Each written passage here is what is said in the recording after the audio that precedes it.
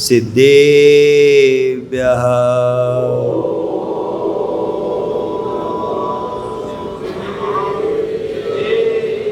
ॐ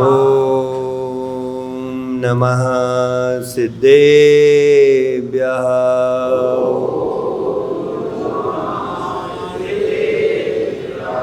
ॐ नमः सिद्धेभ्यः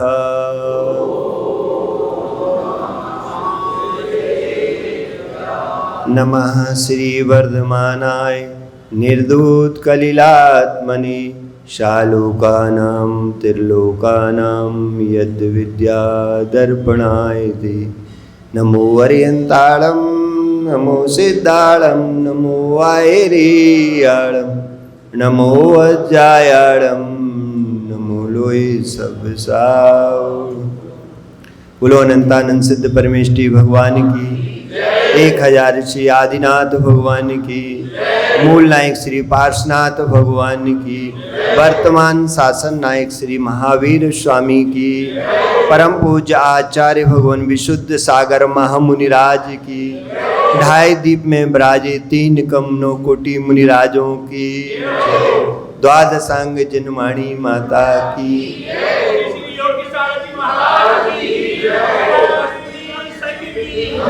भवबंधुओं, महावीर स्वामी के शासन काल में विराजे आचार्य भगवान विशुद्ध सागर जी के रत्नात्रय की छांव में बैठकर हम सभी माँ जिनवाणी का रसपान कर रहे हैं। यही रसपान हमें सिद्धत की प्राप्ति कराएगा। भवबंधुओं, आज फिर हम उस माँ जिनवाणी को सुन रहे हैं जिसे आचार्य कुलभद्र स्वामी ने सार समुच्चय ग्रंथ में लिखा है कि ज्ञान भाव नया जीवो लभते हित मात्मना विनयाचार संपन्नो विषयेषु परान्मुख। विनयाचार से संपन्न जो जीव विनयाचार से संपन्न है वह पंचेंद्रियों के सुख से विषय सुखों से परान्मुख होकर अपनी आत्मा का कल्याण कर सकता है। ये वो जिनवाणी है जिसे सुनकर अभद्र समंतबद्ध हो जाती। ऐसा हो नहीं सकता कि यदि जिनवाणी का वाचन हो और अभद्र सुने वो समंतबद्ध ना हो सके।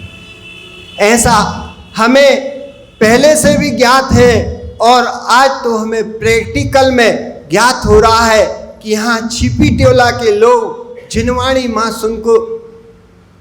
माँ का वाचन सुनकर अपने आप में परिवर्तन ला रहे हैं। आपको पता नहीं, कल आप कह रहे थे कि हमारे बाबा को आपने भाई को बाबा बना दिया। अरे बाबा क्या, ये तो बैरागी बन गए, तुम्हें पता ही नहीं।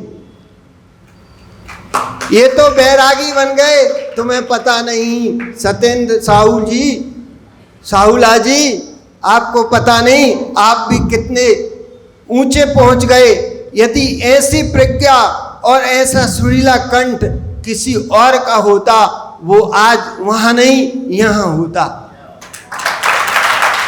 जैसी प्रज्ञा आपके अंदर है, यदि यही प्रज्ञा सम्यक दृष्टि तो है ही, ऐसा हो ही नहीं सकता। जो व्यक्ति अपने आप को सम्यक दृष्टि नहीं मानता और वो यहाँ बैठा है, ऐसा हो सकता?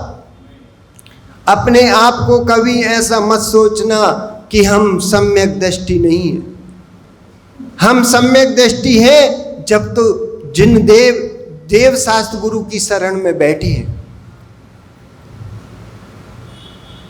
ऐसा हो नहीं सकता कि समंत जो जिनवाणी सुने भगवती माता को ना सुने और वो अबद्ध समंत भद्रता प्राप्त ना कर सके, ऐसा हो नहीं सकता। जहाँ एक एक बूंद, जैसे कोरा घड़ा होता है उसको क्या बोलते हैं? सकोरा। यदि सकोरा में एक बूंद डालो और वो दिखती नहीं, क्या वो बूंद कहीं चली गई? नहीं गई, उसी में है, लेकिन तुम्हें दिख नहीं रही है। लेकिन बूंदें डलती डलती डलती एक दिन ऐसा आ जाएगा कि वो घड़ा लबालब भर जाएगा। आचार्य श्री की ऐसी प्रज्ञा कि उनको पढ़ाने में ऐसा लगता कोई भी आ जाए, कितना ही ज्ञानी आ जाए चाहे कितनी ही अज्ञानी आ जाए, उसको ऐसे पढ़ाते हैं, एक एक सूत्र पढ़ाते हैं कि आज एक एक सूत्र पढ़ा करके उनने इतना पढ़ा दिया कि आज हम यहाँ आके आपको सुना रहे। उनकी ऐसी वात्सल भावना, ऐसी शिष्यों के प्रति, सभी के प्रति, जीवों के प्रति ऐसी भावना रहती है कि सब ज्ञानी बने, सब ज्ञानी बने, सबको अच्छा सुनाते हैं। ऐसे ही माँ ये तो अपन ने की कि हम भी धर्म करते हैं। आचार्य श्री यही बात तो कह रहे हैं कि ध्यान, तुमने धर्म तो किया, ध्यान तो किया, धर्म करो, धर्म ध्यान करो, लेकिन शुक्ल ध्यान का लक्ष्य रखो और अब आत्रोद भावना से अपनी आत्मा की रक्षा करो।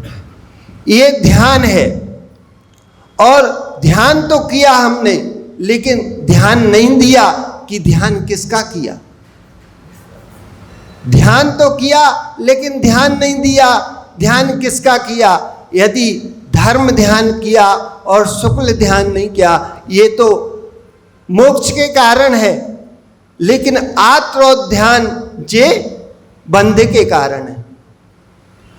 तो हमें यही समझना है, जैसे माँ आपको गेहूं बीनने के भाव कहाँ से आए, जैसे गेहूं बीनती हो आप और कंकड़ अलग करती हो और गेहूं अलग करती हो, यदि कंकड़ सहित गेहूं पिस जाए तो फिर क्या होगा, किस किस आएगा ना, किस किस आएगा। ऐसे ही माँ यदि रोटी बन गई तो वो रोटी तो बन जाएगी, लेकिन पेट नहीं भर पाएगा। पेट भरने के लिए तो बिना कंकड़ की रोटी ही खाना पड़ेगी। ऐसे ही हमने साधना तो की, लेकिन हमारे जो भाव थे कंकड़ रहित थे, सहित थे, वे कंकड़ रहित नहीं हो पाए, तो साधना भी उन मुनियों की किसकिस आती है।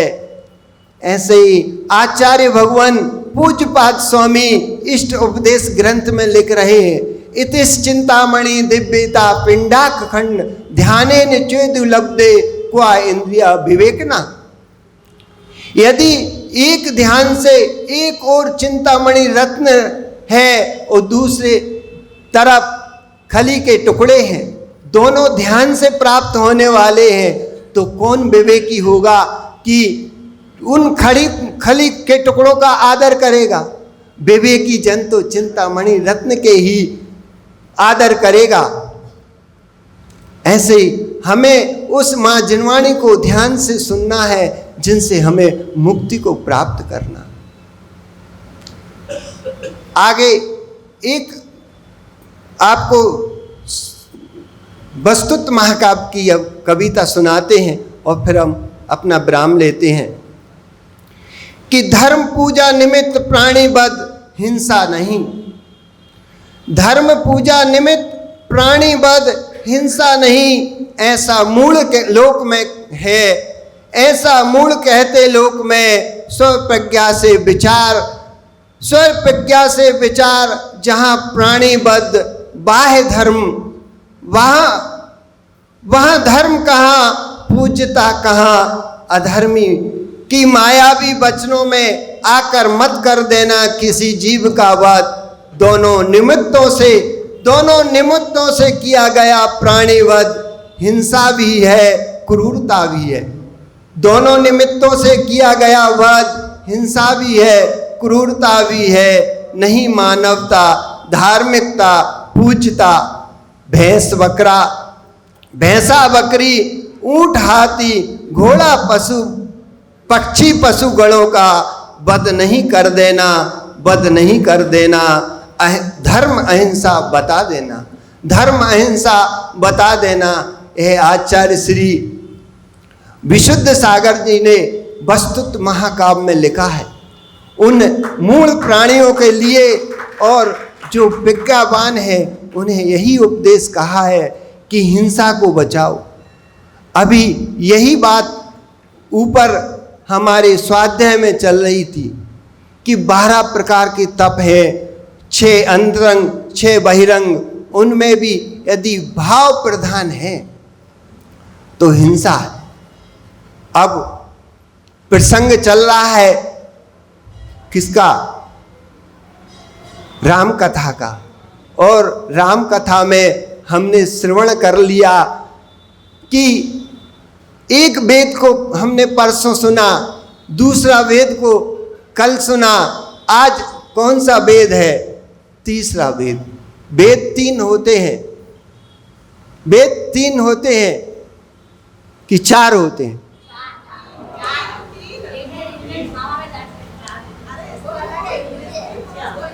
इतना तो गुरु ने पढ़ाया है कि 4 वेद वो होते हैं, लेकिन यहाँ 3 वेद की बात हो रही है। हाँ, आज तीसरे वेद की बात करेंगे। तो एक हमने लिखा है, थोड़ा वो बता दें फिर, कि राजगृही के जन थे वे राजन, राजगृही के जन थे वे राजन, विपला पर्वत पर जहाँ जिन पर बैठे थे ऊंचे आसन।